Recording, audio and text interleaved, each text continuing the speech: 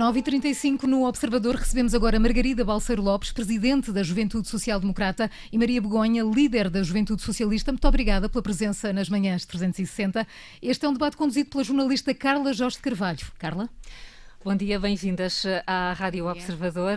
Não é frequente, é aliás a primeira vez em Portugal que temos duas líderes partidárias, de juventudes partidárias, mulheres dos dois principais partidos. No caso do PSD, o caso é inédito até agora, por isso, Margarida Balseiro Lopes, pergunto-lhe se está a mudar alguma coisa no país em termos de igualdade de género. Está claramente, mas antes de mais, bom dia. Está a mudar. Não começou o ano passado com a minha eleição e, portanto, ao longo das últimas décadas tem havido, obviamente, muitos sinais que provam que a igualdade de género é um caminho que está a ser feito, mas ainda há muito por conseguir no mercado de trabalho, na conciliação entre a vida familiar e profissional e também na vida política. A lei da paridade foi muito útil para dar mais oportunidades às mulheres. E eu estou convencida que se não fosse a lei da paridade, nós não tínhamos atualmente um Parlamento que está no grupo dos 30 mais. Maria Begonha, pensa também assim, e se sim, é um Parlamento melhor por ter mais mulheres? Penso assim, acho que há vários. Bom dia também, antes de mais. Acho que há vários sinais de melhoria. Acho que a lei da paridade mostra obviamente empenho com esta questão. Acho que hoje, apesar de tudo e de concordar, há muito para fazer no mercado de trabalho, desigualdade salarial, condições desiguais, na política, na questão das lideranças, quer no privado, quer no público. Há muito por fazer, mas concordo que se a lei da paridade funcional muito claro, enfim, e de empenho também do Governo, da Assembleia da República nesta perspectiva, acho que tem também um efeito positivo numa coisa que é uma batalha também por fazer, que não é só a nível legislativo, que é a sensibilização social e uma sanção social cada vez mais forte para a situação, para haver desigualdade de género, para que não haja uma representação mais equilibrada entre géneros. Eu acho que na nossa geração, na minha e da Margarida, isso também é cada vez mais forte. Hoje já não é, hoje falámos de estarmos aqui 4 mulheres, hoje já não é normal na política, nos debates, ou pelo menos não deve ser, e nós acho que fazemos esse esforço, o debate ser só dominado por homens, mas está de facto muito melhor, e acho que por acaso os partidos têm dado o seu contributo nesta área com algumas lideranças. Estão de acordo em relação ao caminho que é preciso ainda fazer, mas a evolução que o país tem tido relativamente à igualdade de género. E ao país propriamente dito, Margarida Balseiro Lopes, como é que estamos 4 anos depois desta governação? Bem, o balanço que eu faço não é positivo, sem prejuízo de ter havido boas opções que o Governo fez, naturalmente, e acho que nós devemos ser sérios intelectualmente nestes debates. Acho que não está melhor do ponto de vista estrutural, porque nós tivemos a conjuntura internacional altamente favorável e podíamos ter aproveitado para continuar algumas reformas que deviam ser feitas. Ainda há poucos dias uma das responsáveis do FMI dizia exatamente isso e, portanto, tem jeito de lamento, naturalmente. E no que diz respeito à minha geração, e é sobretudo para ela que eu acho que tenho a obrigação de falar, há 2 áreas onde eu acho que é evidente que não houve avanços e são fundamentais. Em primeiro lugar, para quem está ou queria estar no ensino superior, não tem resposta em matéria de alojamento. Há jovens em Portugal a abandonarem o ensino superior ou não a entrar sequer no ensino superior porque não têm dinheiro para arrendar um quarto e também não têm vaga numa residência. E isto é uma matéria onde o Governo falhou e é uma matéria onde eu não me posso calar porque, e seja o Governo A, seja o Governo B, porque nós condenamos alguém e não permitimos que esse alguém tenha igualdade de oportunidades a partir do momento em que o Estado não garante na oferta, seja de residências, seja através de outras opções, como seja o complemento de alojamento, que é manifestamente insuficiente, como seja através da adoção das rendas para que sejam maiores, como seja através da contratualização. Essa é a primeira área onde eu acho que o Governo alojamento falhou. Para estudantes no ensino superior. Em segundo lugar é a questão da habitação. Nós temos atualmente, e tanto eu como a Maria fazemos parte de uma geração em que uma das principais críticas que faz e bem é que é uma geração eternamente adiada porque até faz os seus cursos, até consegue entrar no mercado de trabalho, mas não tem 1000 euros para pagar por um T1 para sair de casa dos pais. Isto a nós deve-nos afligir, porque se não conseguem sair de casa dos pais, naturalmente que também não vão ter dinheiro sequer para constituir família e para promover a natalidade, que é, como todos sabemos, um desígnio nacional. E, portanto, a área da habitação, houve a aprovação da Lei de Bases da Habitação muito recentemente, mas em 4 anos, do ponto de vista das respostas que as pessoas pedem, o balanço não é positivo. Estamos aqui outra vez a falar do pouquinho. O balanço é do pouquinho, Maria Begonha? Não, o balanço não é do pouquinho e acho que parece que estamos a falar... Há, obviamente, alguns temas que concordamos do que é ainda preciso fazer, mas parece que estamos a falar de países diferentes. A frase da Margarida do até consegue entrar no mercado de trabalho é muito importante, porque o país que existia em 2015 não é um país que existe hoje e, portanto, sim, a nossa geração enfrenta ainda dificuldades, sim, o país tem imensos desafios. Nós, quando dizemos que em 4 anos o país fica melhor, quando dizemos que temos o desemprego mais jovem desde 2008, quando dizemos que hoje criamos 350 mil postos de trabalho, quando dizemos que o PS tirou quase 60 mil jovens de uma situação de desemprego, quando falamos do salário médio, mais ou menos, terão sido as quando empresas. dizemos, pronto, obviamente, o país, pelas opções que o Partido Socialista e que o Governo fez, quando dizemos que há hoje emprego com mais qualidade, porque já não estamos só a falar de escassez de emprego, podemos dizer até consegue entrar no mercado de trabalho, mas essa não era a realidade do país em 2015. Dizermos que o país está melhor, dizer que temos uma lei de base de habitação, dizer que temos um programa de renda acessível, dizermos que tivemos um governo proativo na habitação, que lançámos um plano nacional de residências para dar resposta a muito mais estudantes, que justamente, e a JTS identifica obviamente o mesmo problema que a JTST, que a nossa geração, que é a escassez de habitação para jovens, que é a escassez em residências de estudantes, é evidente que não significa que agora fizemos tudo o que estava por fazer. Não. A nossa geração obviamente que ainda tem desafios tremendos. Nas qualificações, realmente também concordo que há muita gente que não consegue, agora conseguem mais aceder ao ensino superior, mas tem sido sempre a esquerda, e a JS em particular, a falar do problema da democratização do acesso ao ensino superior. E isso teve a ver com defender, por exemplo, reduzir propinas, teve a ver, por exemplo, com poder-se deduzir despesas de habitação, não é? Despesas de habitação, as famílias podem deduzir essa despesa. E, portanto, sim, ainda há desafios, obviamente, a nossa geração na habitação, no acesso às qualificações e no combate à precariedade do trabalho. Esse trabalho não está feito. São os trabalhos que ainda têm que ser apurados, isto na ótica da Maria Begonha.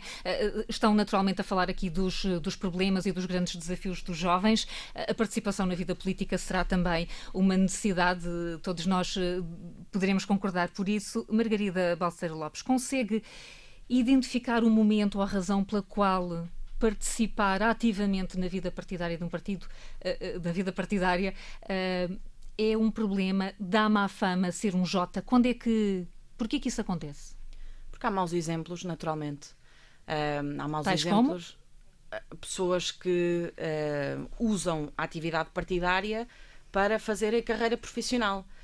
Quando eu acho que as pessoas devem ter formação académica, devem ter a sua profissão e desempenhar, quando entenderem, cargos públicos, mas há aqui uma questão que tem a ver com a autonomia que nós temos para exercer esses cargos. E, portanto, eu acho que isso é muito importante. A má imagem é quando eu ouço muitas vezes jotinhas porque não têm profissão e porque a única coisa que querem é utilizar a política para terem um trabalho.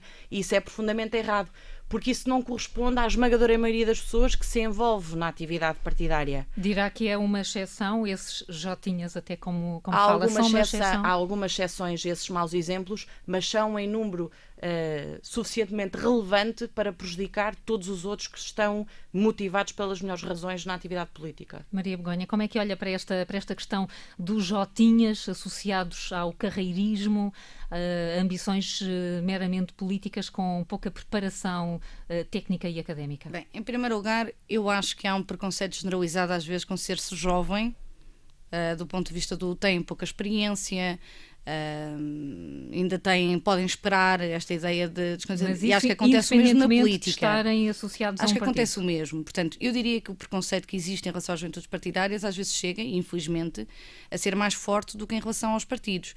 E eu concordo com a Margarida na perspectiva de que a exigência tem que ser cada vez maior, de que a política é um serviço público, seja estar no Parlamento, como está agora a Margarida, ou outras coisas. Agora, sinceramente, acho que os partidos têm dado maus exemplos em, enfim, mais do que esse contributo das juventudes partidárias. Eu acredito, portanto, não é um problema, não é um problema sério. Não, acho que é um problema que existe. A Maria foi envolvida numa situação é um problema que existe. Pode contribuir para isso com aquelas alterações no currículo. É um problema que existe e acho que todo esse mediatismo à volta dessas questões obviamente não é um problema de ignorar, e o contributo de termos pessoas preparadas, qualificadas e que queiram participar politicamente, essa é uma obrigação que nós temos, nomeadamente quando estamos à frente de organizações como as nossas. Mas acho que a esmagadora maioria das pessoas que está nas juventudes partidárias, posso falar pela Juventude Socialista, não está só pelas melhores razõões, está com um sentido de missão e de compromisso, não está só pelas que não piores tem razões. A ver com as piores, com o que chamamos aqui as piores razões. Não acredito nisso, de facto. Como é que se chamam os jovens para a vida política, para a participação, até para este simples ato de ir votar? Como é que isso se consegue? Eu tenho duas formas. Em primeiro lugar, é mostrar que há na política pessoas bem intencionadas, preparadas para as representar e, portanto, que podem confiar e de que aquilo que dizem é exatamente aquilo que fazem. E, em segundo lugar, e eu acho que isso é o mais importante, são os partidos e as juventudes partidárias falarem daquilo que importa às pessoas. Ou seja, se uma das maiores dificuldades da minha geração é a questão da habitação, eu tenho necessariamente de falar de habitação. Se uma das maiores dificuldades da minha geração é ter acesso a bons salários para conseguirem iniciar os seus projetos de vida, naturalmente que eu também tenho de falar sobre isso. Mas também outros temas. Eu recordo-me que ainda há um ano atrás eu falava do tema das famílias de acolhimento e houve quem me dissesse que não era muito normal uma juventude partidária falar sobre isso. E aquilo que eu expliquei é que as famílias de acolhimento, neste caso abrangia crianças até aos 18 anos, que são as crianças que estão em situação de maior vulnerabilidade, muitas delas que deviam estar nessas famílias e estão à guarda do Estado, e portanto são essas também que devem merecer uma palavra da parte dos partidos e das juventudes partidárias. A Margarida Balseiro Lopes é a cabeça de lista do PSD por Leiria, é uma das surpresas, digamos assim, neste projeto de renovação que Rui Rio parece querer levar a cabo. A menor visibilidade do seu nome, e podemos assumir sem que isso seja, obviamente, uma ofensa, essa menor visibilidade é uma vantagem ou vai poder ser uma desculpa se os resultados eleitorais não forem os esperados? Veja, eu sou cabeça de lista em Leiria e sou de lá, neste caso sou do Conselho da Marinha Grande. Portanto, a menor visibilidade não é um problema?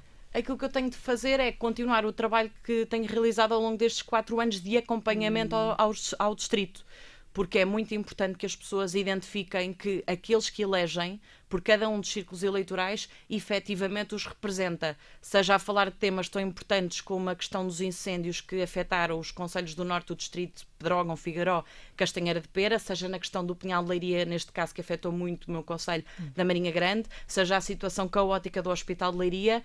O desafio que eu tenho é de falar desses problemas, mas mais do que criticar aquela que foi a postura ou que terão sido as decisões que o Governo tomou nestes 4 anos, a minha obrigação é de defender e apresentar as propostas que o PSD defende e a alternativa que propõe.